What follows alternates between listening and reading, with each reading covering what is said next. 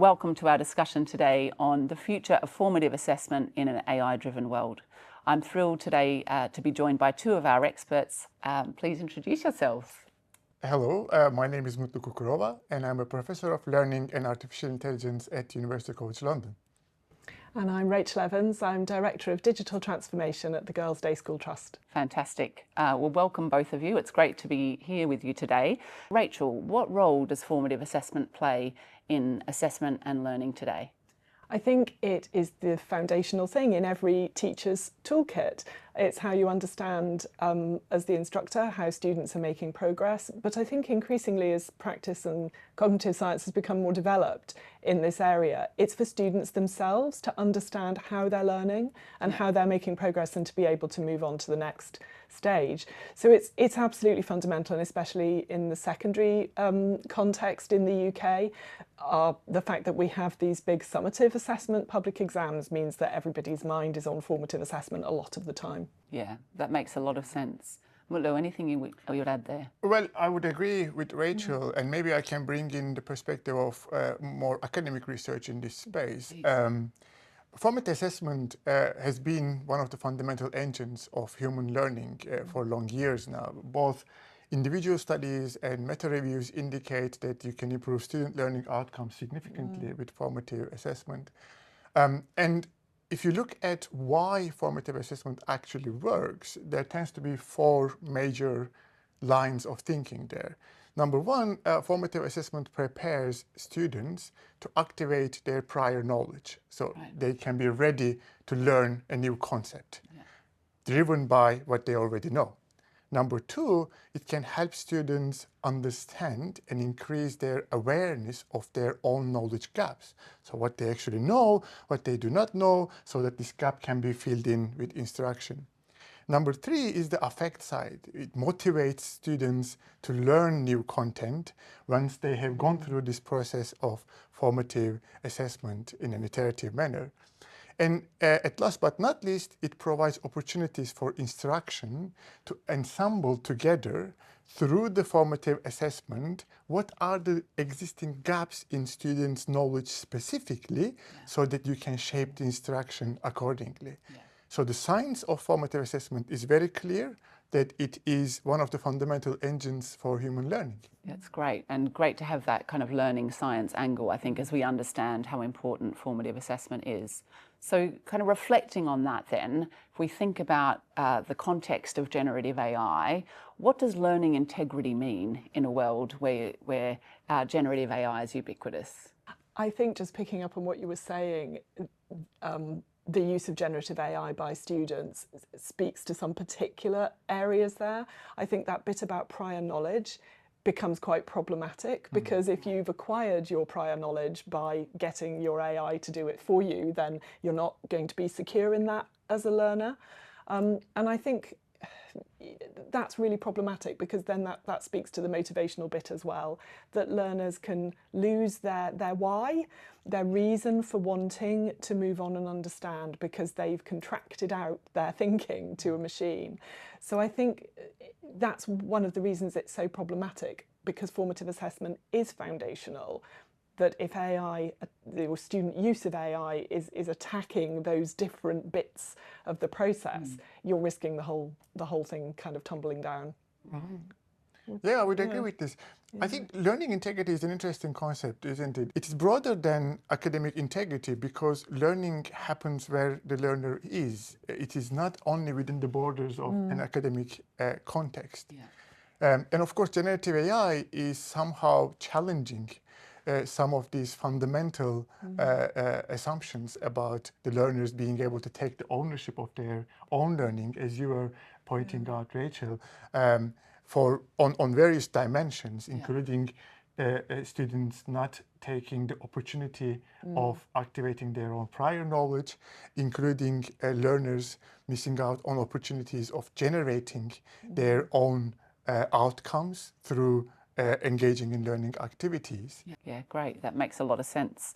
So let's kind of delve into the detail now. So Thinking about your own contexts or what you've kind of seen and heard in the education community, how is generative AI reshaping formative assessment? What does that look like in a kind of university or school context?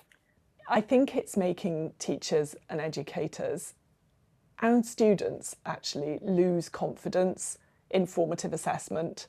That can lead, I think, in my view, to a quite negative consequence, that teachers might say, well, we will bring that formative assessment back into the classroom and it's about having a pen or a paper, or we'll give everyone a viva voce, and you know, unless you can see the assessment happening, it's not going to be reliable. Right. And I think that would be disappointing and it would be sad, because the range of activities and tasks you can put into formative assessment are so much broader, and it might just really squeeze out those other activities that the time you could be spending in the classroom doing formative assessment that involves a lot of collaborative work or peer review or self-reflection or other ways of showing your learning, those could really easily get squeezed out by this idea that actually you're going to just replicate that pen and paper summative assessment and call it your formative assessment. Right. Yeah. And that's one of my concerns that perhaps sort of a year ago I think was where a lot of people were. I think we've moved on from that now, and I think that recognition of that human relationship element that also helps learners understand why they're learning what they're learning, how they're going to learn it, and perhaps even gives them some agency of how they do the learning and how they express it back. Yeah. That feels to me a much more optimistic place, and I think that is where we're going. I think teachers are starting to understand how they can try to redesign their formative assessment to be less susceptible, or maybe actually cutting out those tasks that you wonder how valuable they were anyway. You know, the purpose of writing the essay is the process of writing the essay. It's not necessarily the product at the end. And so reframing that is what I'm hearing, certainly from colleagues in my organisation in the GDST, and when I go to sort of conferences and events and hear what other people are doing, that's much more the conversation now, which I think is hopeful. Yeah, I think that's a really interesting idea. The opportunity to kind of get back to the roots of what is the purpose of assessment, what is it that we're setting out to achieve here and to shine a light on, but also thinking about that process over final product. Is that something that chimes for you as well, Mutlu? Indeed. To be fair, a lot of these points that Rachel has been highlighting were the kind of things that we were thinking within the higher education context for a while now. Right. Mm-hmm. But I guess what generative AI has made us all think again is the urgency of the change that we need to implement within higher education contexts. Of course, you know, the reliability issues that have been highlighted are significant concerns. But in addition to this, perhaps I also see some potential benefits that comes through generative AI as well. For instance, within the existing literature of the learning sciences, the idea of giving particular sets of quizzes before you start the instruction has been well validated and evidence for long years. Yeah. But this is a kind of practice that is very difficult to implement in real world because of the existing workload of teachers, lecturers in higher education contexts. But generative AI actually provides significant opportunities there with regards to what did we know about effective formative assessment in the first place, but we were not able to implement for various reasons, including the workload issues, can now be addressed with the help of generative AI. For instance, at UCL now we have many implementations of these pre-instruction quizzes, asking students to generate certain knowledge, to activate their prior knowledge, as we discussed early on, before we start the instruction, which we would not have enough time to do otherwise. But with the help of generative AI, now we can implement these as well. Of course, there are also many other wide range of more innovative implementations, particularly in my own teaching that I have been implementing various generative AI techniques-driven assessment of students on learning and their cognitive development. like you discussed about this idea of essay writing, which is a very common practice in my own context in higher education. But I never give essays as an assignment to my students hoping that I will get an output that I will be able to publish, that will change the world. Oh my God, this is such a novel idea that will contribute and advance the human knowledge in this space. I give this because I'm hoping that through their engagement in this assignment activity, they will develop important competencies. How do you synthesize knowledge from others? How do you set a goal that helps you achieve the essay writing task? How do you monitor your progress in the goals that you have been setting up? Yeah. So these are the kind of competencies that I'm interested in students to develop. That's why I'm giving this as a task. Whereas in the past, we would be only looking at what they produced. Now I'm looking at the analytics of the students' interaction in the writing process, logging their progress with the time series analysis of the interactions, so that I have a much better understanding of the process of their development through their essay writing task engagement. Well, that sounds like a really exciting opportunity in a way, is to kind of think about the process of learning and, the development of those core skills and competencies. Yeah, I think it goes back to this point about self-reflection and students owning their learning and having that why and wanting to know more. I think there's a lot of noise in this space, isn't there? And I know that there's been some recent sort of survey outcomes and research that suggests secondary school students are using AI at an enormous rate to complete their work. But when you actually dig into more of the detail of those surveys and you look at why the students are using generative AI, often it is that they feel that they want to understand the topic better. They have gaps in their, they know they've got gaps in their understanding and they want to try to fill them when their teacher's not around and their peers aren't available. Or that they feel that they want to iterate their ideas and make them better. These are not bad things, so let's try to tap into that. And I think where you can combine that, the teacher or the educator's analysis of how the student has progressed through the task with the student's own reflection on that. And then even better if you can then capture that in a really transparent and open and honest conversation, that's brilliant. That's where you want to be. And I feel that's where we're heading a lot of the time, actually.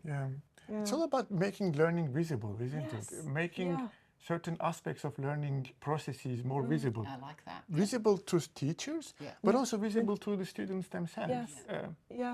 So thinking now about kind of those foundational AI skills. Obviously, AI literacy is going to be more and more important for students and for teachers, for school leaders, for everyone in the education community, not just as part of their learning and assessment, but thinking about what they will need for their future lives to thrive in kind of work and the world. What does that look like in terms of ensuring that those foundational skills and that critical, those critical skills are kind of embedded in education? How is that happening in your contexts? I'm a little bit sceptical of the let's learn to write a good prompt school of thought.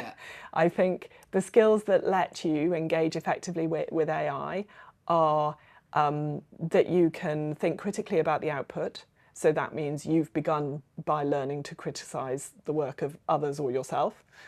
So you're going to do that in English or history.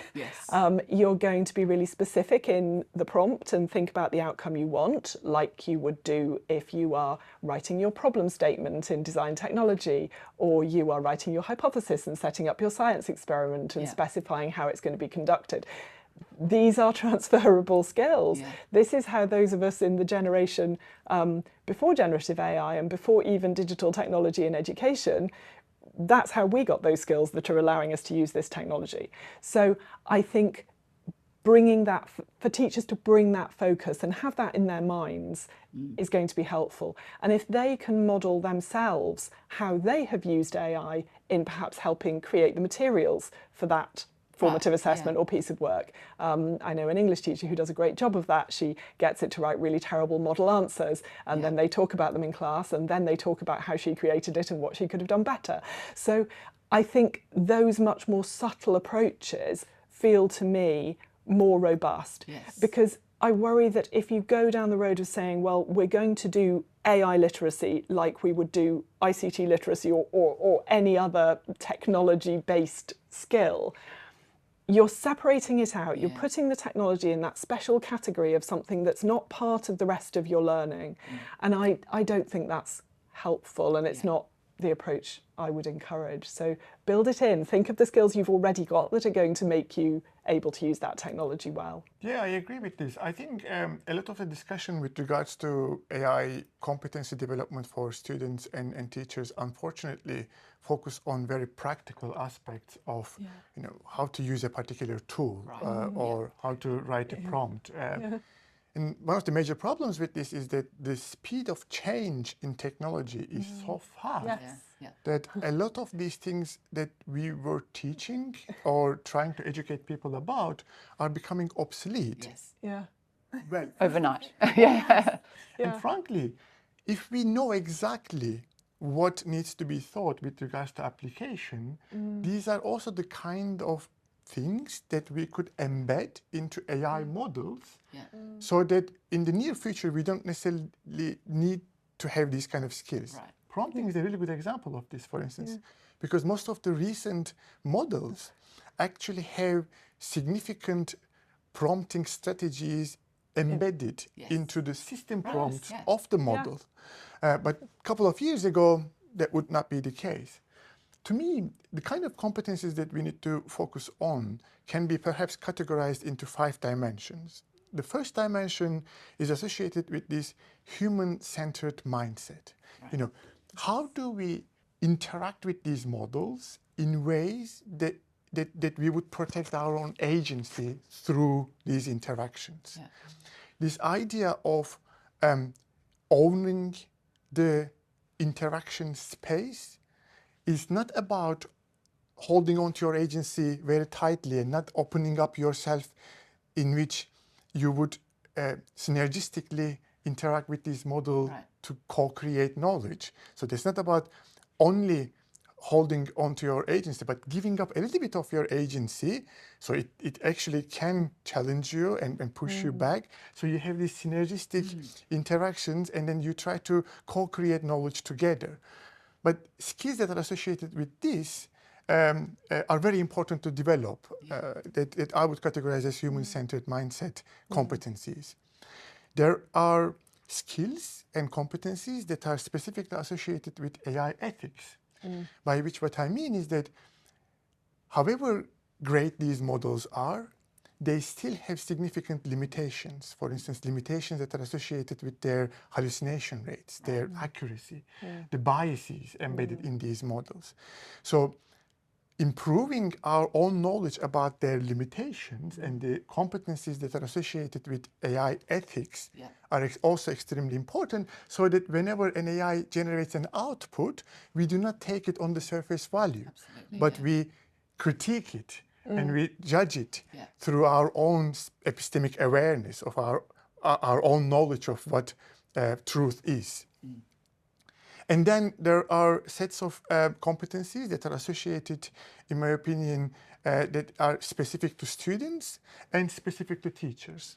For instance, for teachers, Rachel, your examples on how do we actually integrate these technologies in particular pedagogical approaches so that we enhance our pedagogical practices with the help of AI rather than thinking it as a tangential, add-on piece of technology. But this is different for students, and in my opinion, for students, it would be much more about how do I develop those competencies that are more needed now that access to information is very easy. For instance, ability of regulating one's own learning, these skills of adaptivity. Being able to adapt into novel situations and solving novel problems. So there are also these kind of end-user specific competencies that are different for teachers and for students. But the above two, with regards to human-centered mindset, with regards to AI ethics, I think would be applicable to both teachers and students. So it is a very complex space. Of course, AI foundations and having basic technical knowledge is important, Yes. but to me, it's like tip of the iceberg. Right. Yeah. Yes. Just to come back to that point on ethics as well, I think that is also important, because the first question is, well, is this the right time to use this technology at all? Yeah. And that's true of any technology we're using in the classroom. Yeah. And it's engaging students in that conversation. We know from research that there are some gendered differences around that, which obviously, being a girls' school group, we're very aware of, that girls seem to be taking up the use of AI, and women in the workplace as well taking up the use of AI at a lower rate than men and boys. Right. And lots of the reasons for that are around feeling it's cheating or feeling it's not valid, or worrying about the ethics. A lot of our students talk a lot about sustainability. They're concerned about that. And we can tap into those, again, it's transparency and openness and making learning visible, isn't it? We can tap into those conversations in a really productive way. Yeah. So things like the traffic light type systems for formative assessment of, yes, you can use loads of AI, no, you shouldn't use it at all. Yeah. Having those conversations brings students in, and that point about agency and the human interaction, really letting students own their decision making, like everything else, within a framework that we are scaffolding for them to help them learn how to make good decisions. Right, yeah. I think there's something there Yeah. to explore as well. And that's really interesting to me, the idea of students having agency, but also feeling that they're in a safe environment to be able to experiment, to be able to test the limits, and to have those discussions with their teachers and instructors. We know, of course, from the research that educators are on a different journey in terms of their own confidence, with, of course, some educators feeling like they are a step behind their own students, and others are kind of at the other end of the spectrum in terms of being very confident and kind of involving generative AI in the design of their own materials and kind of guiding their students through that. So to what extent is there kind of a mindset shift? And you kind of referred to it, I think, Mutlu, in your response earlier, but what does that kind of mindset shift need to look like, I suppose, as we kind of move into greater kind of embedded generative AI in assessment? A lot of the discussion at the moment with regards to generative AI is not really whether we should use generative AI or not. I think we have moved beyond this. Yeah. I think it's much more about how do we integrate generative AI into our pedagogical design and into our instructional design in ways that are conducive to human learning and human competence development. So within this context, of course, there are various approaches that one could take. And one of these, in my opinion, is the fact that these models are fairly good in teaching knowledge acquisition on particular domain areas. For instance, you can think about an application of generative AI that teaches maths to the students. And we know that intelligent tutoring system applications, those systems that looks at the current level of mastery of the student, identifies their current knowledge gaps, and adapts the content, feedback, or hints according to the needs of the student, can be very powerful for content acquisition. But these are very inferior approaches for developing students' social and emotional competencies. So you could imagine a scenario in which 8 hours of a school day is cut into particular parts. Maybe first couple of hours, 90 minutes, is spent on acquiring the content of the day for today's lessons. But then the rest of the school hour is shaped in ways that the inquiry-based instruction is taking place so that students can develop those social and emotional competencies through interacting with others and interacting with other mentors.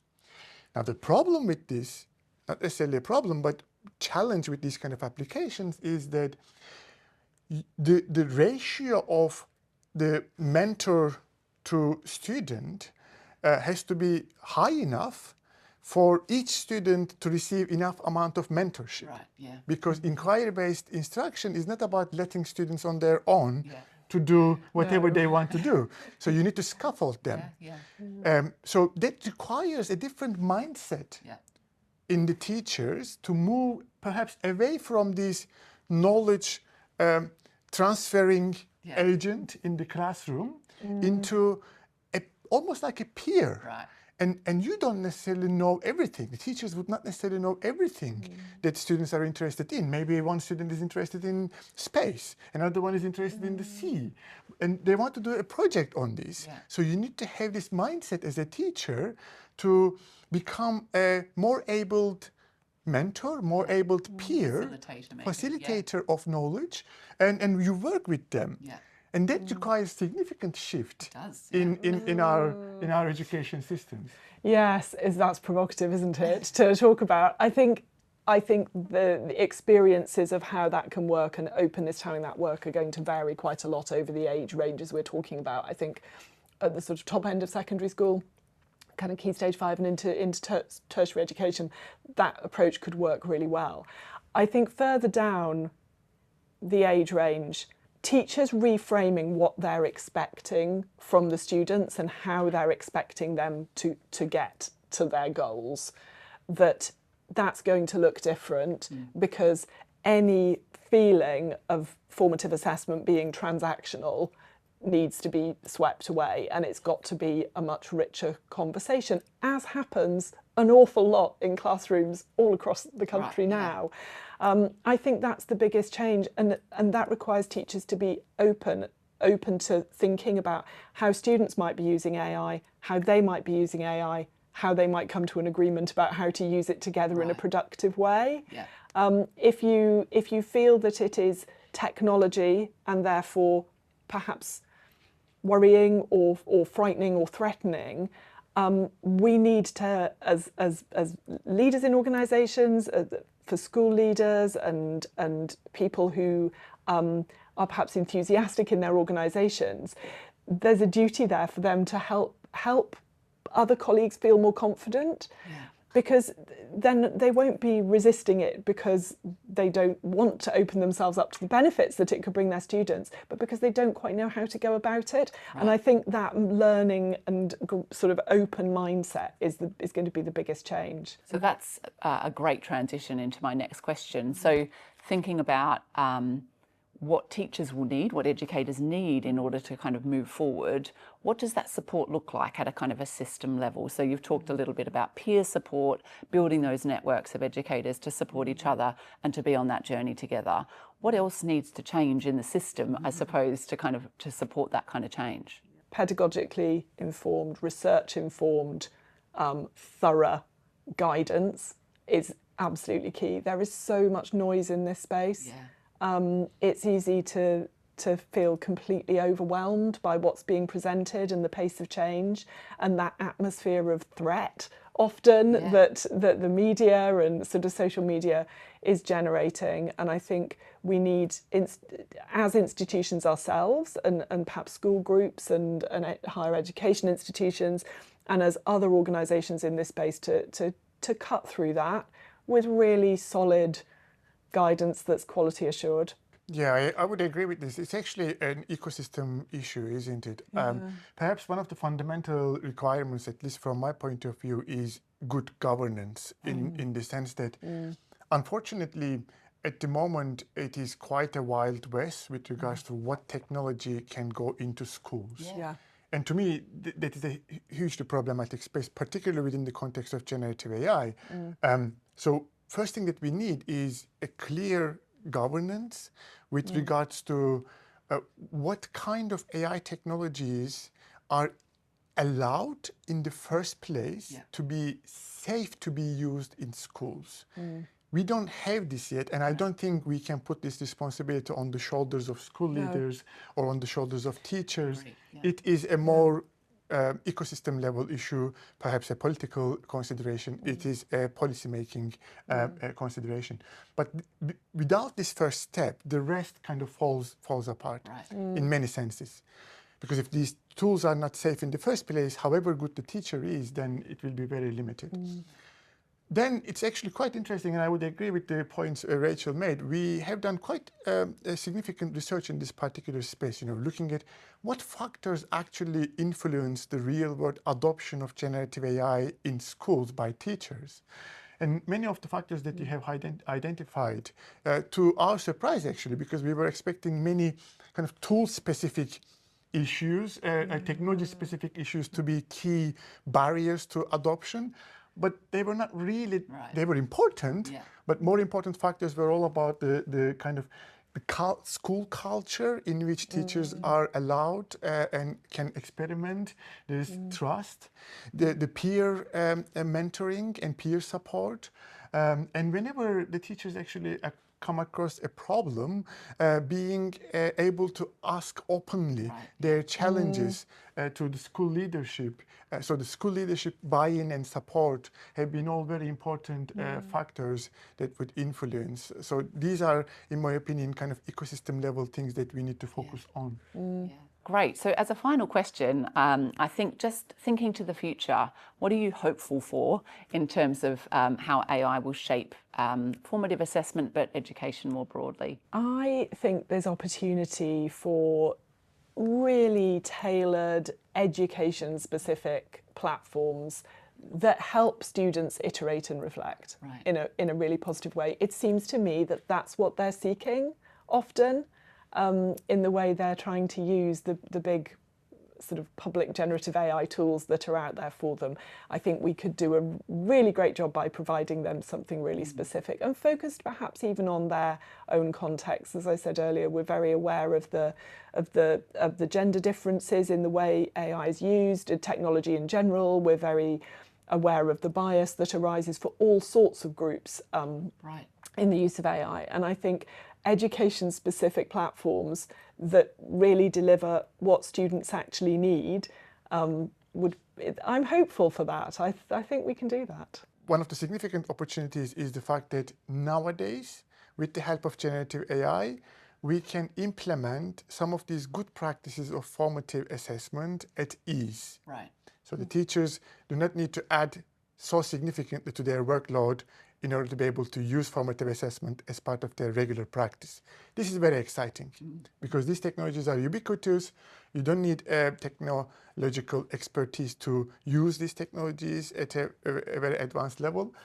So I'm very excited about this. Number two is this idea of making learning experiences of students more visible to the students and teachers. For instance, up until very recently, most of the existing AI modeling techniques were limited in terms of the interaction types they would allow you to observe for a student.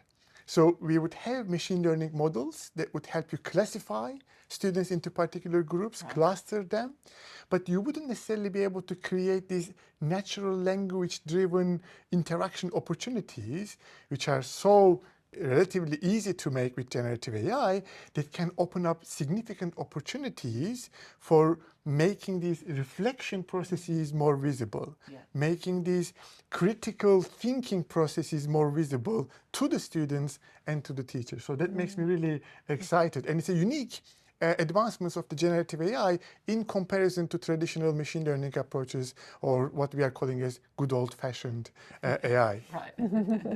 So these two are, to me, major developments that comes with the help of generative AI. As long as we are aware of some of the limitations that we discussed, I'm really excited about the future of formative assessment and in education in general. Great. That's a really hopeful note to finish on. I thank you so much for your time, Mutlu, Rachel. It's been a fascinating discussion. We at Pearson are really kind of excited and optimistic about the opportunities for the future of formative assessment and learning, in a world of generative AI. So thanks for your time today.